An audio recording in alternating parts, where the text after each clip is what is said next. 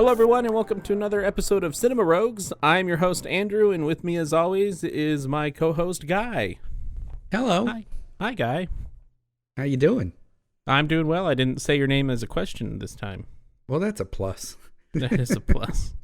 Just a little bit of housekeeping. As always, please go check out my stuff at Board Game Barbarians. Board Bang Barbarians. Board Bang Barbarians. If you like board games and you like barbarians, well, we talk about one of those subjects. And sometimes both, if you listen to the first episode.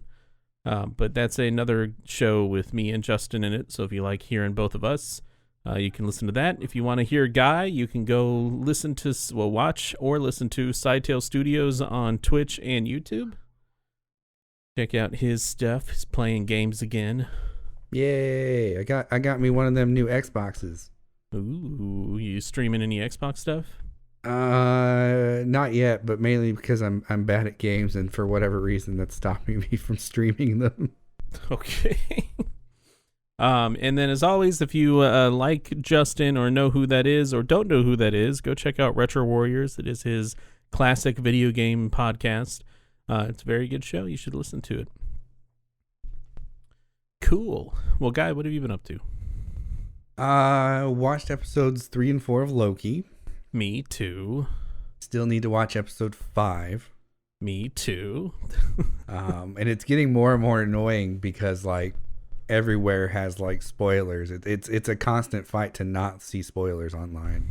Yeah, I've just stopped going to like entertainment sites altogether. It's awful. Like it's not even entertainment sites. Like dumb, like just scrolling through Reddit and all of a sudden it's like, oh, here's a Loki meme about yesterday's episode. Like Jesus Christ. Yeah, you just got to stay off the internet forever now. I guess. Fucking awful. What you got to do. But I've liked it so far. It's been really good. It's been an interesting, take on the character. Yeah, I've liked it a lot too. Without getting spoilery about it, it's worth the watch if you haven't checked it out. It's a fun romp. I'll say that. It's a fun romp. Speaking of fun romps? Romp. There we go. It's a fun ROM. I downloaded it from the interwebs. The Fate of the Furious. We watched that, and then we went and saw F9 in the theaters. Yeah, what's the F stand for? Fuck. Yeah, I knew it. Again, his brand new movie, so I don't want to get into too many spoilers, but I mean... Is it about family, like all of the fucking memes that won't stop and will never stop for the end of time? Dude, it's all about family. Fucking great. I like how your voice transformed as you were saying it. Right. No, in this movie, John Cena plays Vin Diesel's brother. And the problematic thing about it for me personally is that this character, as you can tell by all the memes, is all about family or whatnot. Which one of my favorite memes is the one that just shows Dom outside of Olive Garden and just says heavy breathing. This is I haven't seen great. That one. But anyway, so here you are in the 9th movie, and it's like, oh yeah, here's my brother I've never mentioned. Right? Yeah, but that's family. That's kind of weird. Right. The kids and I finished DuckTales. Nice. Yep. That's a really great show. Is it like done, or they just haven't made new seasons? No, they're done. They said season 3 is the last season. But apparently they're doing like some sort of podcasty type thing. It's not a podcast. I think they're streaming it on Disney Plus and they're animating it, but the format of the show is Dewey Duck doing a podcast. Oh, weird. Right. Which, I mean, it makes sense. In the show, he has his own like talk show and things like that called Dewey Do Night. Okay. But yeah, so it's a way for them to continue it, but they're done making like full on episodes, and it wrapped up nicely. I think the way that it ended was really sweet, and the whole thing is worth a watch even if you're a grown up like me. Nice. Yeah, I watched a couple episodes of I think I say this every single time, but I've watched a couple episodes of the new one. Just Haven't really gotten into it. Yeah, there's a lot. It seems like there's a lot more fan service in season 3 than there were in previous seasons. Like Scrooge at various points in season 3 uses like a cane attack where he like pogo bounces on his cane to like hit people. That's cool. Yeah, little things like that. And like he's wearing a red coat, which he's only ever worn before in the video game. So throughout the entire series, he's wearing the red coat from the video game. So I thought it was neat. Nice. But having wrapped up that, we moved on to watching Carmen Sandiego, which is I don't know, it's a show. It's not bad. Is it like a new Carmen Sandiego? Is that the one on Netflix? I think I saw a while back. Yeah, it's the one on Netflix. It's got Finn Wolfhard and Gina Rodriguez. Yeah, I have not watched any of that. Yeah, None of it.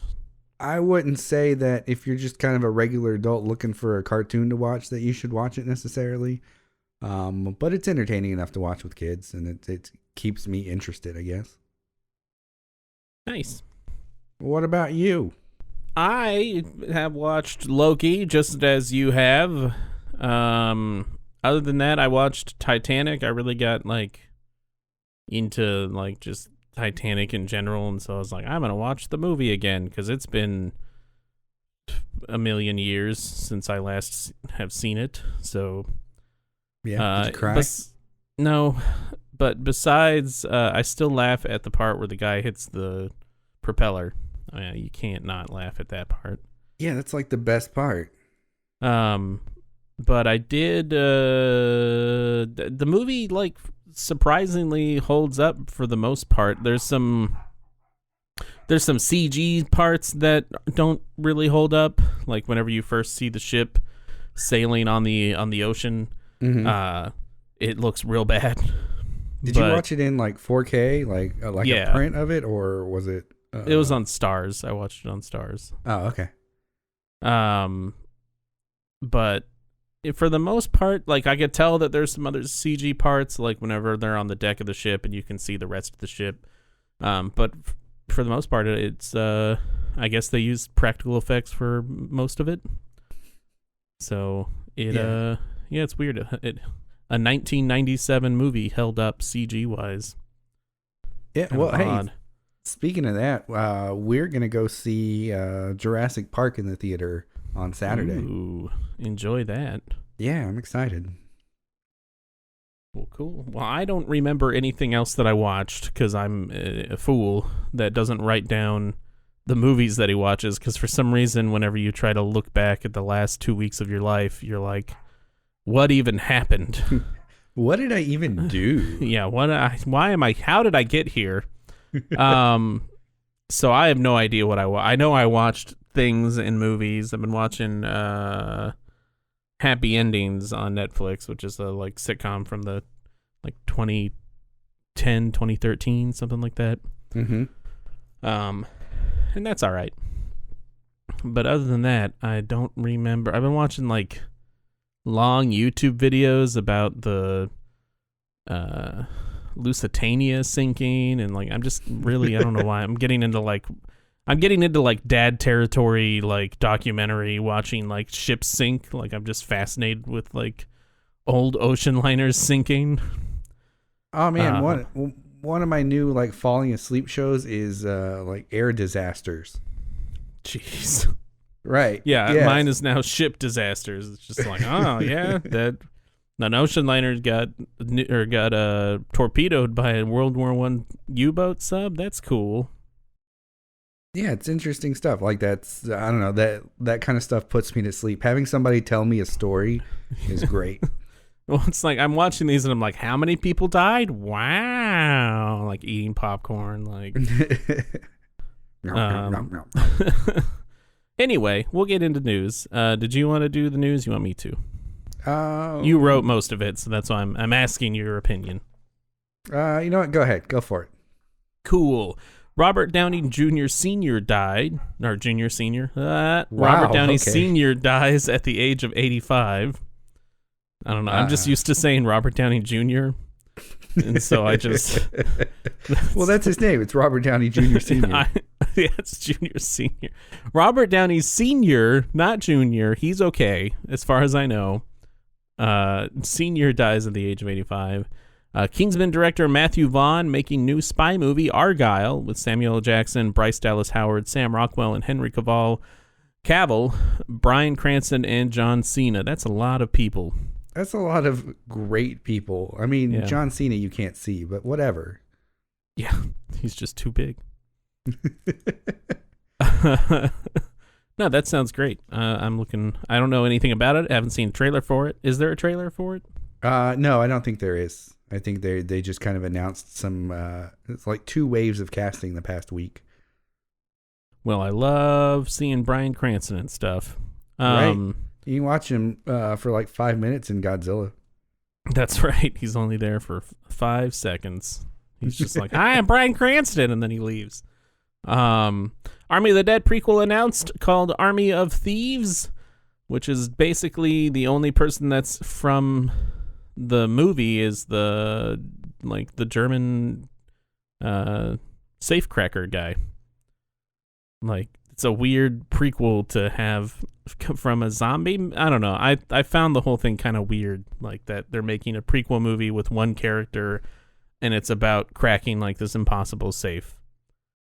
Yeah, it seems like it's a prequel in the sense that it's in universe, but has nothing to do with the first movie. Yep. There's also apparently going to be an animated series that is about the stuff that we talked about, where we wanted like a movie of what happened. Mm-hmm, yeah. In the intro, like the 5-minute intro, and apparently they're making like an animated show about that stuff. So, is it a kids show? God, I hope not. That'd be so weird. Oh boy, that Army of the Dead show was really great. Can we watch the movie now? There's so much blood and boobs. Universal Films is officially to screen on Peacock. Yeah. Looks like they signed a deal this past week to put all of their movies on Peacock as their streaming service. Which is weird, isn't Universal part of HBO? No, it's Comcast. No, I think Comcast owns Universal. Do they? Yeah, AT&T owns Comcast. We're gonna get into the weeds here, but AT&T owns Comcast. Comcast owns Universal Studios, like the theme parks and stuff. So I assumed they owned the movies too. I don't know why Comcast would own the theme parks and not the movies. Yeah, Comcast owns NBC as well.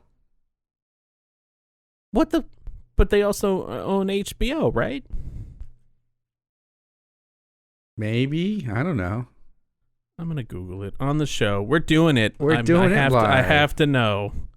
But yeah, no, it's because I think Comcast owns NBC Universal. Yeah. Which would make sense about... No, Warner Media owns HBO Max. I think they're just a subsidiary. Now we're getting into it. Yeah, who owns HBO Max? Well, it's AT&T. I know that. Yeah. Does AT&T own Comcast? Yeah, and then AT&T is spinning off Warner Media and combining that with Discovery or whatever. Saturn would know this just off the top of his head. They'll be merging into AT&T Comcast. So they don't own each other, but they're merging. So technically, AT&T owns HBO and is merging with Comcast, who owns Universal. So I don't know why they... whatever. Anyway, that's dumb. Whatever. At this point, it's Comcast and Disney own all media. So businesses are dumb. I hate businesses. They're just stupid. Dumb businesses. Take that, business. Make things. Take that, big business. You bitch. All right. Well, we're talking about Luca today, a Disney Pixar film. After I just said, take that, businesses, you bitch. A Disney Pixar joint. Yeah. Synopsis is: a young sea monster, with the help of his friends, finds adventure in the human world. This was released June 18th, 2021. From all I could tell, it was released directly to Disney Plus without their 3-month embargo of $30 advanced screening fee or whatever they call it. Yeah. Hey, speaking of that, real quick, Black Widow's out in theaters now. Do you know what it's doing on Disney Plus? Is it waiting 3 months or whatever? I thought that it showed up on Disney Plus, but they have skinned all of the Avengers stuff to just be Black Widow. Oh. So I was like, oh, Black Widow's on a Disney Plus, and I click on it, and it's like Avengers Infinity War, and I was like, this isn't Black Widow, this is just Avengers Infinity War. So I think any movie that has Black Widow in it, they have just skinned the cover art to be Black Widow cover art. That's so weird. Yeah, so I don't think it's out on Disney Plus yet, but I don't know. Okay. We can find out. Stream with Premier Access starting July 9th. So yes, for $30 you can watch it tomorrow. Tomorrow, yeah. Or for like $10 you could go to a theater. Or for no money you can wait 3 months. Right. Dude, did you see the thing? Sorry, I know I'm going on a tangent. We just started talking about Luca, but did you see the thing about like Steven Dorff? No, I did not. Oh yeah, no, he was doing an interview for, I guess he's got a new movie out or whatnot. And I don't he know was who like, this is. What is he from? He's the bad guy from Blade. Steven Dorff. Yeah, he was supposed to be like the next big action star kind of person, like back in the late 90s. Oh yeah. And to be fair, like he seems to have just picked things that are interesting to him, and you know he has like control over his career and stuff. So I don't want to shit talk him too much. Like he's made his own decisions or whatnot, and you know he decided to do interesting projects rather than like famous crap, I guess, right? But he was talking about that, and he was like, "Yeah, I feel like sorry for like he says, I feel embarrassed for Scarlett Johansson. I would never want to be in a Marvel movie. Those look awful." That's wow. Weird. Okay, dude. That's weird. Yeah, that's weird. All right, back to Luca. Sorry. Luca, released June 18th, 2021. The movie was first announced in July 30th, 2020. Pixar announced that they were going to create a new coming-of-age story. It was made almost exclusively by crew members at home because of the pandemic. So that's kind of cool and interesting, right? Right? Yeah. This show's cool and interesting. please affirm me. Yeah, no, I think it's cool. It's further proof to me that most jobs can be done from home, and that if you're even making a feature-length film, like it's we should rethink how we do work, is all I'm saying. We should also do a 4-day work week because it works. Yeah, dude, I'm all about a 4-day weekend. I'd even do a 4-day, 10-hour work week, whatever. Work 40 hours in 4 days, I'll do it. We should do a 4-day work week with 6-hour work days.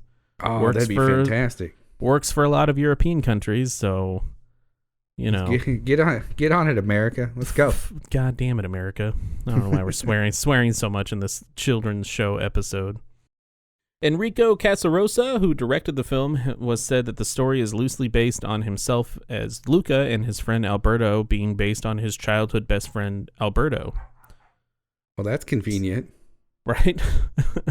And the film also plays homage to Federico Fellini and Miyazaki films. Nice. So that's pretty cool. As I said, director is Enrico Casarosa. It was written by Enrico Casarosa, Jesse Andrews, Simon Stevenson. Sorry, that's story by, not written by. And the screenplay was written by Jesse Andrews and Mike Jones. Leads are Jacob Tremblay. Sorry, I was like Trembali. Can't read. Your voice is a bit Tremblay. Oh, no. Jack Dylan Grazer and Emma Berman. Supporting roles are Savario Raimondo, Maya Rudolph, Marco, I'm going to butcher this last name, Baracelli. Actually, I think I did fine. Jim Gaffigan and Sacha Baron Cohen as the uncle. Dude, the first time I watched it, I didn't notice that was Sacha Baron Cohen. But then I was looking at the cast today. I was like, oh, he was in that movie. And then I rewatched the movie, and as soon as he spoke, I was like, oh, right. Okay. Yeah. It was driving me nuts, man, because I was sitting there like as the uncle's talking, and I'm like, I know that voice. Who is like it was making me crazy, and then I like saw it on IMDb, and I was like, oh yeah, that makes sense. No awards or nominations yet. The movie just came out last month, so I'd be very surprised if there was any awards. Rotten Tomato score 90 tomato meter, 88 audience score, and Metacritic scores is 71 with a user score of 8.1. What'd you think of the movie? I thought it was wonderful. It was super fun. It's very, very lighthearted. I know a lot of movies these days seem to want to be super deep and emotional and not necessarily dark, but this movie compared to a lot of things that are out now feels really light and airy. And it was super refreshing. The kids' relationships with each other were fun. I mean, there was a little bit of tension in, I guess in any group where there are three people, somebody's going to probably feel left out a little bit. Right. And so they explored that a little bit, but overall they were good-hearted people. Nobody in the group of protagonists was hiding any kind of dark secret or anything dumb like that. So it was a really fun movie. Ultimately it's a movie about friends facing fears and never giving up on their dreams and ideas and what they want to do and figuring themselves out. Like you said, a coming of age movie. If that was their intent, I think they nailed it. Generally it's pretty standard. It's, you hit all the story beats that you would expect in a movie like that. You have this sort of wonder of discovery. You have, the second act has some conflict, and you think things are going to kind of fall apart, and then in the third act, things kind of come together the way you would want them to be resolved. So, I think every so often that's a great palate cleanser of a movie. Yeah, for sure. I mean, I would say although it still has all of the coming of age story tropes that you would normally see or expect from this kind of movie, it still finds a way to make it feel relatable and heartwarming, and nothing really breaks the boundaries in these movies or in this movie, but it's still a lovable addition to the Pixar collection. Yeah, absolutely. Would you suggest this movie? Yeah, no, I've seen it twice now, and both times it's touched me, emotionally, and physically. And physically, my TV reached out. It was one of those like poltergeist situations, I guess. I knew it. It's fucking scary. But yeah, it was really great. I have nothing but great things to say about the movie. I agree. I still have to watch this movie a second time, and I'm looking forward to it. So if you have Disney Plus, I would definitely watch it. I'd even say, I don't know if I'd pay $20 for it, to be honest, like purchasing it. But if it came up for $10 or I wanted to go see it in theaters, if it's in theaters, I'd pay $10 for this movie. Yeah, if they do a 4K print of it, I'd probably pick it up. It's good stuff. Yeah. Well, let's go ahead. We'll get into some spoiler talk. Spoiler zone. Spoiler zone. Let's do it. Let's do it. I liked the dopey fish in the very beginning. I don't know why. Oh, the sheepfish? Yeah, it just made me happy. Like the dumb sheepfish. Yeah, I like that one. The one where when he was like, "You fish, why are you smiling?" And then the fish opens its mouth and a little fish like flies out and just like glares at the bigger fish. Yeah. He's like, "Who else is in there?" And like 5 more fish pop out and glare at him. It's great.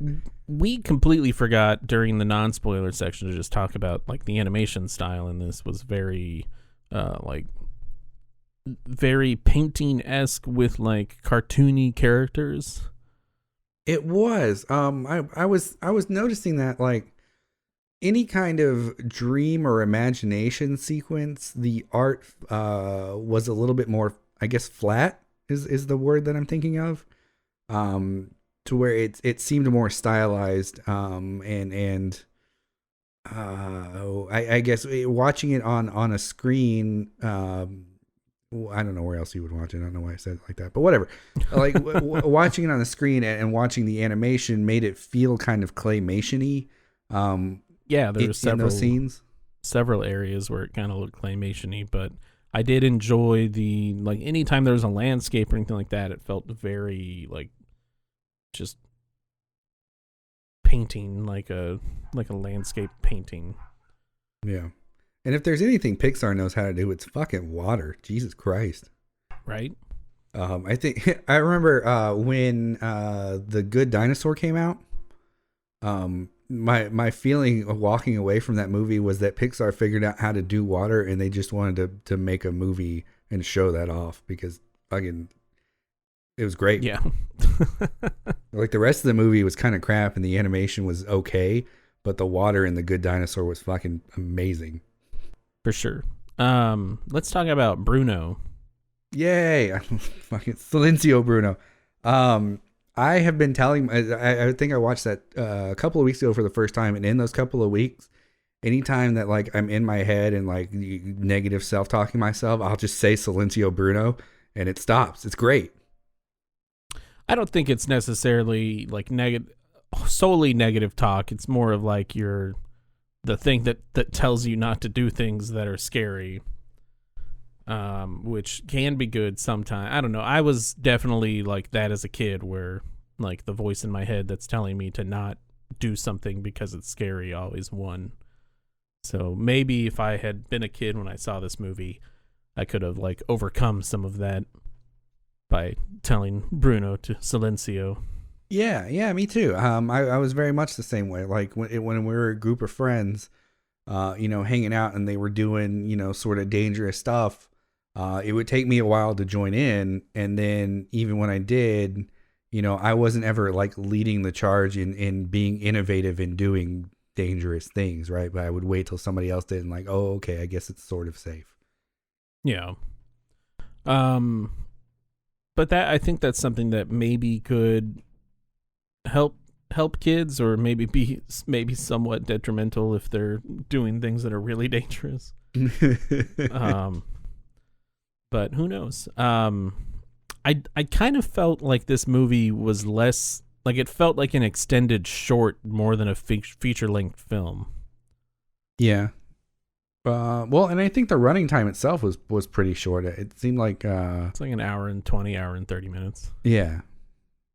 So it was a pretty short movie, but it just felt more like a Pixar short, like they do at the beginning of the movies, than it did like it's a full length movie, which isn't necessarily bad. They can still convey a lot of emotion through that. And I mean, it was feature length technically, so it just felt short. Yeah, I want to talk just real quick about, I guess acceptance is the right way to say it. At the end of the movie, when, they revealed who they were, which was kind of a sweet moment in the way that it was done. It was neat to see that a couple of the villagers that you see throughout the movie were sea monsters in disguise. Yeah, that was pretty neat. And I think with that moment, it went from kind of a cool sort of, hey, this village is accepting, these kids that they've gotten to know, to, hey, by the way, when people accept people that are different from them, it frees other people to be themselves, Yeah. And I think that's a really good message, and it was neat to see Pixar do that explicitly and on purpose. Also, just like made me like tear up a little bit whenever the dad was like, "I know who they are."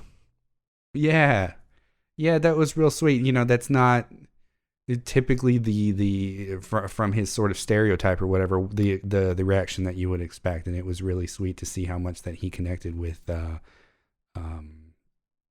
what's his friend's name? Alberto, yeah. Even to the point where when Alberto disappeared and he had no idea why, he was like, no, I'm gonna go look for him though. Yeah, it was a very, very sweet movie.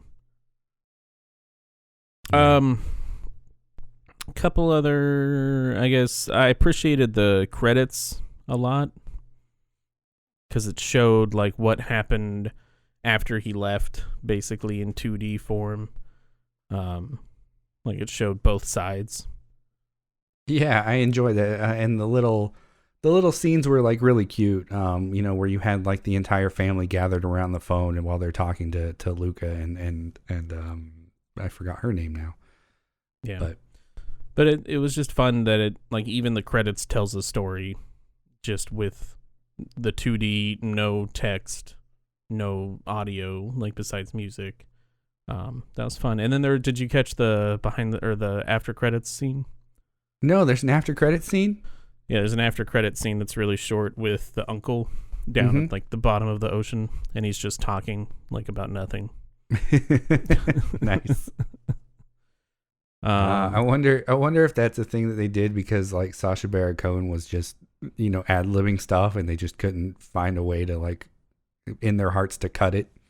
Probably. That's what I would assume. And there's not really much else to talk about. It's not like a super deep movie. And it kind of it really kind of is what it is, and that's not necessarily a bad thing. Yeah, not at all. I think even if we don't have a whole lot to say about it per se, I think that speaks well for the movie because the movie does speak well for itself. It's a short movie, like we talked about. It's like an hour and a half, which is I would say is on the shorter side of movies these days. Typically for sure. I would say average length is probably an hour 45, and for more I guess grown up entertainment you're usually looking at 2+ hours. Oh, definitely. So I guess, do you have anything else you want to talk about it? Not really. I thought it. I thought it was cute when he was learning how to walk, or when he first like got onto the land, and he started like flopping around like a fish. Yeah, that was pretty funny. And it's definitely, I guess we didn't really talk about that. It's a funny movie. Like it's a lot of comedic and funny moments. Just an enjoyable, I don't know, just an all around enjoyable movie. Yeah, absolutely. It's I can't recommend it enough. I guess as a sort of a final thoughts type thing. Like I can't recommend it enough.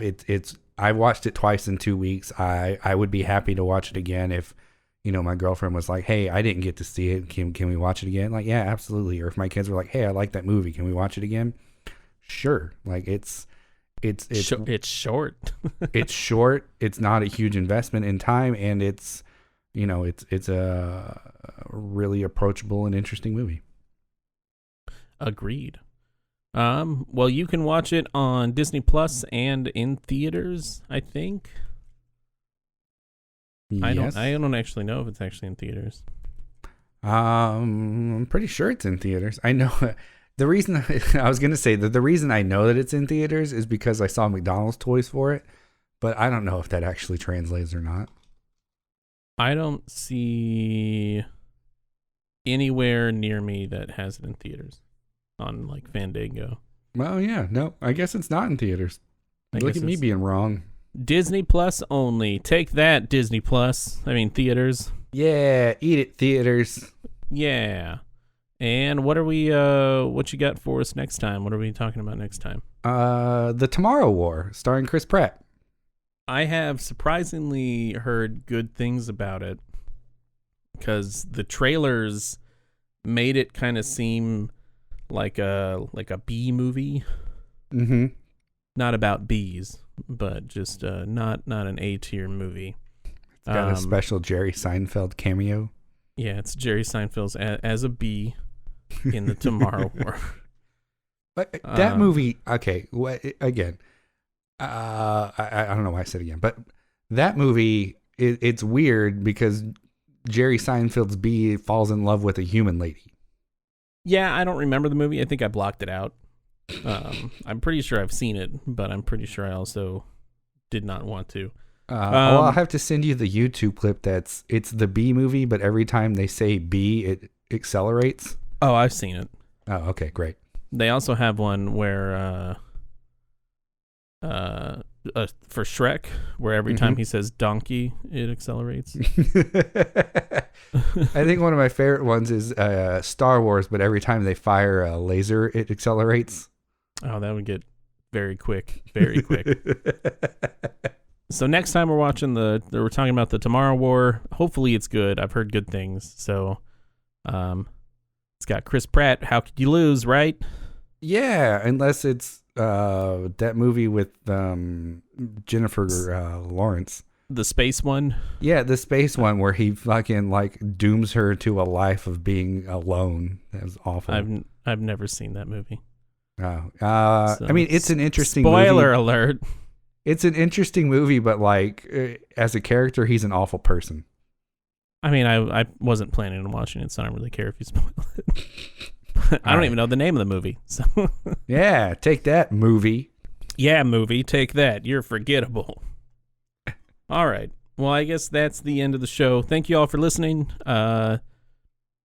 Sorry, not sorry for the shorter episode. I'm going to just say not sorry for the shorter episode. Yeah, it was great. We packed in a lot of good stuff in a shorter amount of time. We saved you time, really. Yeah. They'll come back in 2 weeks when we'll save you more time. Yep, Cinema Rogues, saving you time. That's our new catchphrase. Awesome. All right. Have a good night, everyone. All right. Bye. Bye.